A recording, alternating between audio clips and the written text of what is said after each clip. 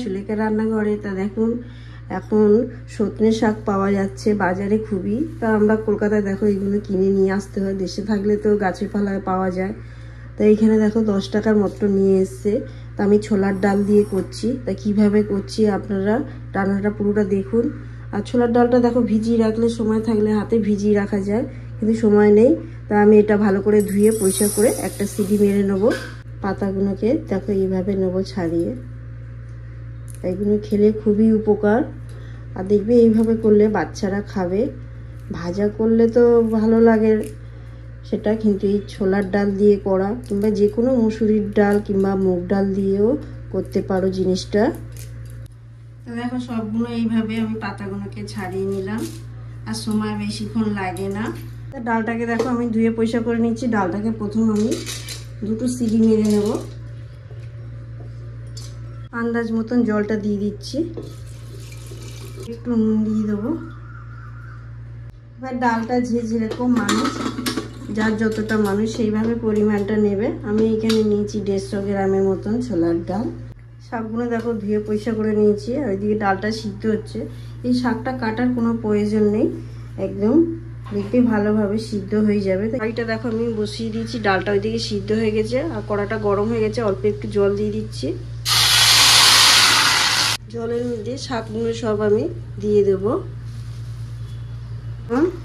শুকনো শুকনো করে নেবো একদম। এখানে কোনো নুন দিইনি, কিছু না। ঢাকনা দিয়ে রেখে দিয়েছিলাম 5 মিনিট।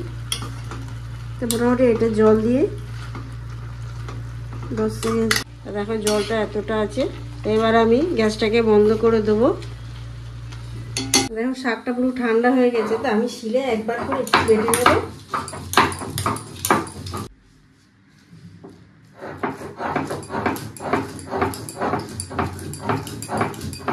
সব বাটাবুটি হয়ে গেছে। তো এবার আমি কড়াইটা বসিয়ে দিয়েছি, এবার রান্নাটা শুরু করব। এখানে দেখো রান্নাটা করছি আমি সরষের তেল আর সাদা তেল মিক্সড করে। তেলটা গরম হয়ে গেছে। এখানে দেখো আমি ফোড়নে শুকনো লঙ্কা প্রথম দিলাম। শুকনো লঙ্কাটা দেখো লাল লাল হয়ে গেছে। এবার আমি দিচ্ছি রসুন। রসুনটা দেখো একটু লাল লাল মতন হচ্ছে। এবারে দিয়ে দেবো পেঁয়াজ। এখানে একটা গোটা পেঁয়াজ আছে বড়। দেখো পেঁয়াজটা পুরো লাল লাল মতন হয়ে গেছে। এবার আন্দাজ মতন আমি নুন দিয়ে দিলাম, আর দিয়ে দেবো হলুদ, অল্প একটু আদা। এই সময় গ্যাসটাকে একদম পুরো সিমে রেখে দিয়েছি, জোরে দিইনি। এবার ভালো করে মশলাটাকে নিয়ে নেব। অল্প একটু জিরের গুঁড়ো দিয়ে দিলাম। এই দেখো আমি 3টে সিটি মেরে নিয়েছি। একদম কত সুন্দর গোটা গোটা আছে, কিন্তু একদম পুরো সিদ্ধ হয়ে গেছে। এইখানে বোঝা যাচ্ছে যে কত সুন্দর সিদ্ধ হয়েছে। মশলাটা কষে গেছে। এবার আমি এইখানে দিয়ে দিচ্ছি টমেটো, আধখানা টমেটো। ডালটাকে পুরো ঢালা হয়ে গেছে। এবার গ্যাসটাকে একটু জোরে দেবো। ডালটা দেখো বেশি কিন্তু একদম ঘেটে গেলে ভালো লাগবে না। ডালটা পুরো সিদ্ধ হয়ে যাবে, কিন্তু গোটা গোটা থাকবে। এইভাবে একবার এই সজনে শাক দিয়ে রান্না করে দেখুন। যে যেরকম মিষ্টি খান সেই অনুযায়ী মিষ্টিটা দেবেন। এটা ফুটছে, এর উপরে আমি একটু হিম দিয়ে দিচ্ছি, করে এটাকে নাড়িয়ে নিচ্ছি। 1 বাটি ডাল আমি তুলে নিয়েছি। তো এবারে দেখো আমি সজনে শাকটা ডালে দিয়ে দিলাম।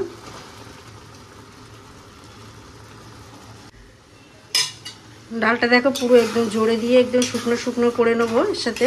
আর একটুখানি মুখে দিয়ে দেখবো যে ঠিক আছে কি মশলা টশলা। যেহেতু সজনে শাকটা শুধু সিদ্ধ করা হয়েছিল, কিছু মশলা দেওয়া হয়নি, একটু মুখে দিয়ে দেখবো ঠিক আছে কি না। নুনটা কম হয়েছে, অল্প একটু নুন দিয়ে দিচ্ছি। দেখো করে এটাকে নাড়বো।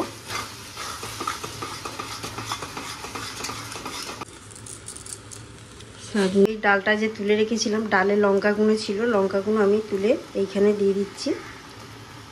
তো দেখো এরকম পুরো শুকনো শুকনো হবে, বেশি শুকনো হলে ভালো লাগবে না। তো এবার আমি গ্যাসটাকে বন্ধ করে দিলাম। এরপর আমি পরিবেশন করে দেখাচ্ছি।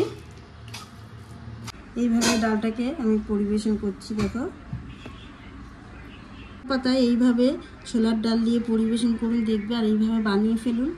ছোট থেকে বড় সবাই ভালোবাসবে। আর দেখে যদি ভালো লাগে অবশ্যই চ্যানেলটাকে সাবস্ক্রাইব করবে, আর লাইক করতে ভুলবেন না।